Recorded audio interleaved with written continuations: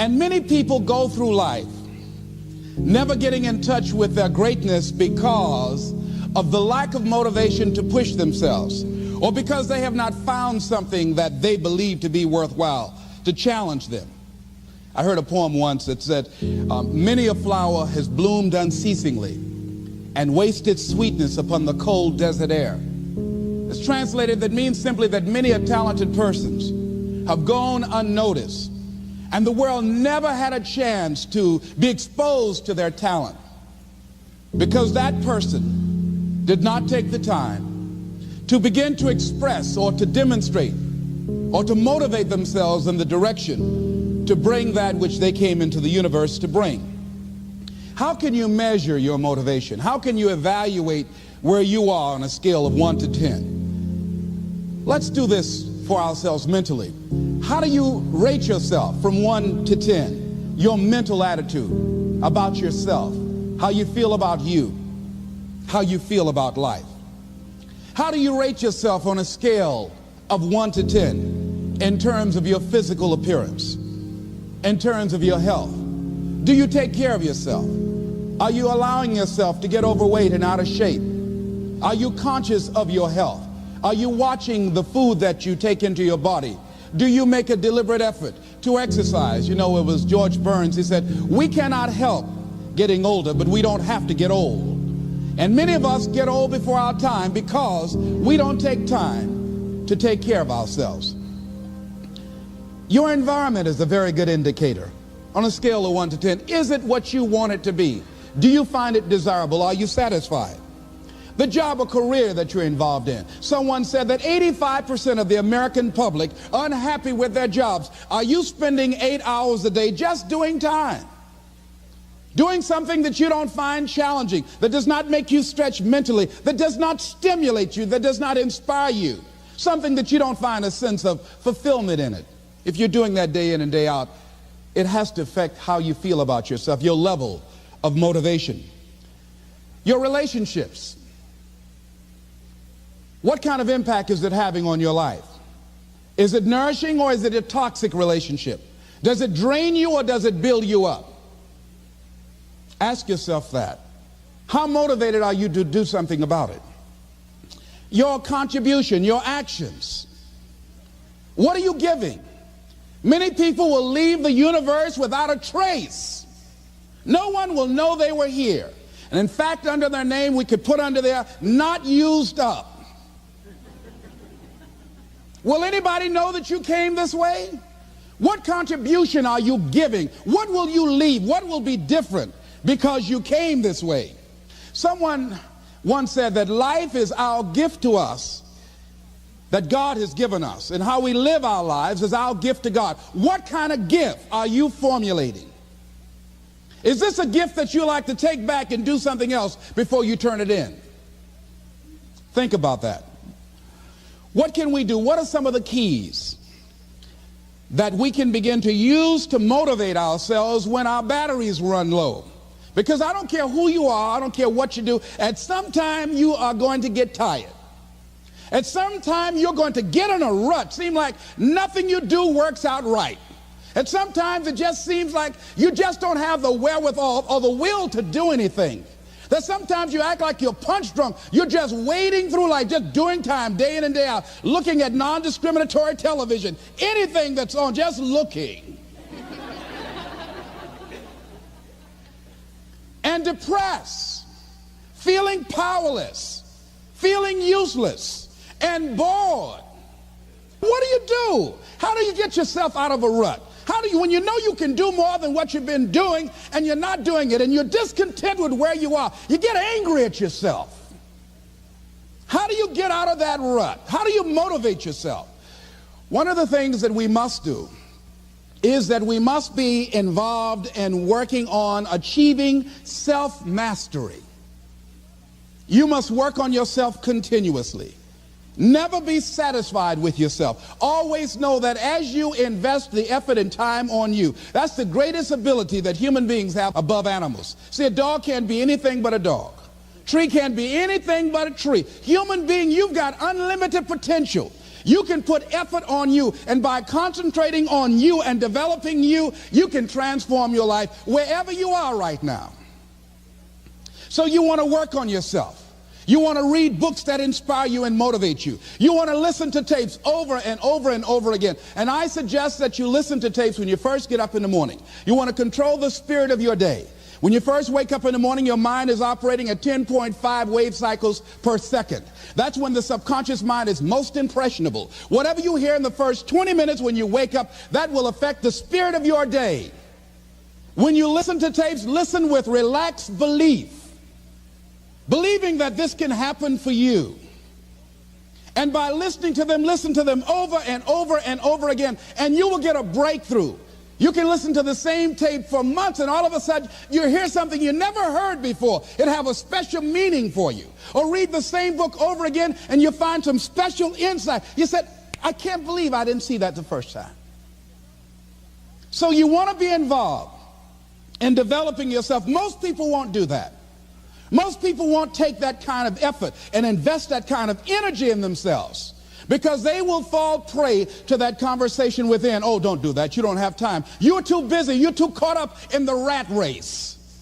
Most people won't do that. Well, they won't take time to go to lectures. They won't take time to go to seminars. They won't take time to go to classes to improve themselves. And as you continue to work on yourself, you will begin to expand your vision of yourself. You begin to work towards self-mastery. And you will begin to see it reflect itself in all the dimensions of your life, your mental life, your physical life, your social life, in your relationships, your monetary life. So concentrate on developing yourself. Because if you don't, I guarantee you that you will make a settlement. And most people have. And most of us already have. What kind of settlement have you made with your life? You know, when we make settlements, out of court settlements, you've heard them. That means that you decided to take something less than what you originally wanted to get had you gone into court. And the reason that you settled outside of court is because you didn't believe that you can get it. So you made an out-of-court settlement. Many of us are making in-life settlement. We're settling for less than what we actually deserve. We don't feel good about it, but we make it work in our minds. We'll come up with some kind of excuse to make it all right. What kind of settlement have you made with your life? Many of us settle for less than what we want out of relationships because we don't have the courage to change them. I had a seminar I used to do called, Are You Living Together or Dying Together? Many people are just dying together. Gladys Knight used to have a song that says, neither one of us want to be the first to say goodbye.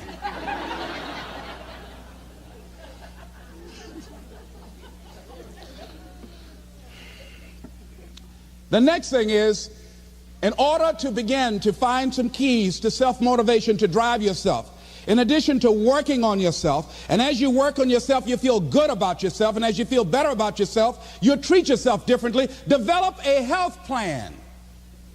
See, you can't feel well and do well if you don't have good health. You can't perform if you don't have your health. Your health is valuable. Develop a health plan. A plan that you will follow, because this is the only vehicle that you have to carry you through this experience called life. And you want to take good care of it because you love you enough. You care enough about you. And that's not easy. It is not easy having a health plan and sticking to it.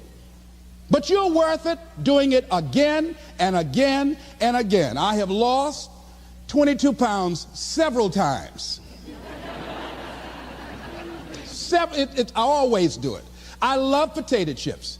People who know me know I love M&M peanuts. I love peanut butter and jelly sandwiches. I love my mother's sweet potato pie. I love this. It's not always on my health plan, but I put it on there sometimes. I said life is too short to go without sweet potato pie. If I go tonight, I want you to slip a slice of sweet potato pie in my casket. And watch the smile on my face. Next thing is, as you take care of yourself, the next key is keys to motivation, to self-motivation. You want to live life with energy and passion. You want to make a conscious effort to be lively.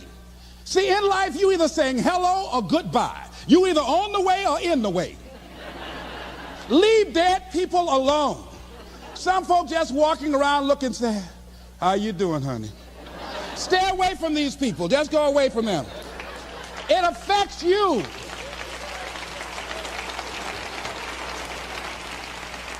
You want to smile. You want to be happy. You got a lot to be thankful for. But you watch some of the faces around you every day. And I tell you, some of these faces, they will put you in a depressed state of mind. So you want to avoid these kind of faces. When you see them coming, turn your head. Next thing is that you want to monitor your inner conversations. The things that you say to yourself. You want to watch them, and in watching them, you want to take charge. A friend of mine told me this evening, and she did it excellently. She said, I didn't want to come tonight. I was feeling so depressed. And I said, I'm going anyhow. See, that was the conversation. Oh, you really don't feel like it. You really don't need to do it. You don't really need to read anything. Forget all that. That's that inner conversation. Oh, you don't need to worry about trying to go into your own business. Forget that. You can't do that. What if you lose everything you've got?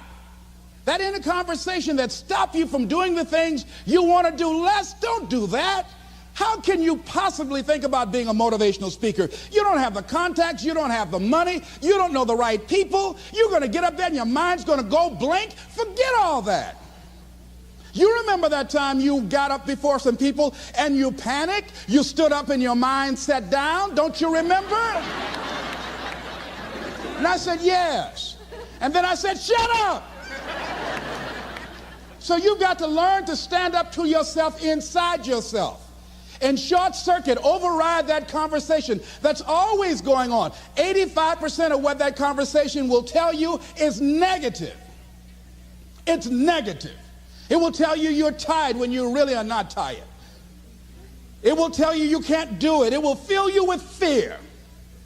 So you've got to watch that conversation. And when you find it going on, you've got to stand up to it and say, I'm going to do this anyhow. I'm afraid, but I'm afraid not to do it. And I'm not going to let you stop me. The biggest challenge that you will have in life is you. There's an old African proverb that says, if there's no enemy within, the enemy outside can do us no harm. The next thing that is a key to self-motivation is that you've got to ask yourself, what do I want out of life? What do you want out of life? What do you want out of a job? What do you want out of a career? What do you want out of a relationship? What do you want? What gives you your life? How will you know when you got it? What will make you happy? You need to know. You need to start asking yourself some questions. What do I really, really, truly want?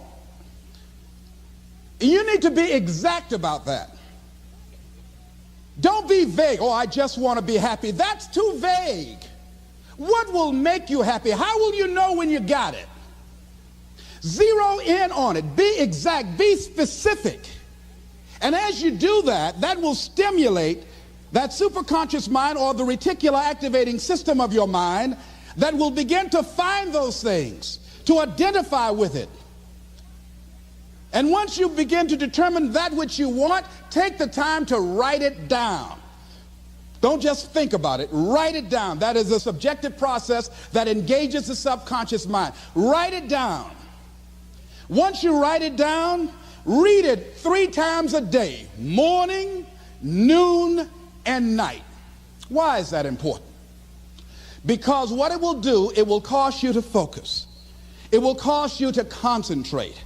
When that other conversation is going on telling you what you cannot do, telling you all of the impossibilities and all of the obstacles, your concentrating will begin to create a larger vision within yourself, and you'll start looking for and seeing some new opportunities. You start creating some openings for yourself.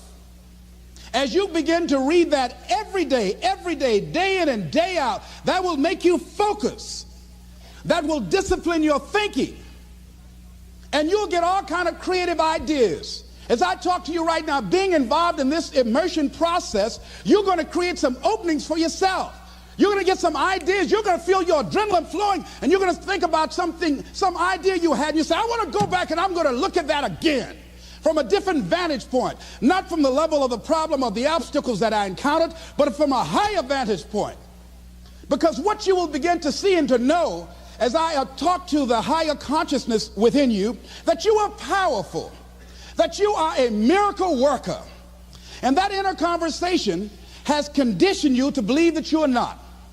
And as you begin to discover the truth of who you are, whatever challenge that you're facing in life, and if you're living, you're facing some challenge, you'll begin to know that you're powerful and that you're a miracle maker.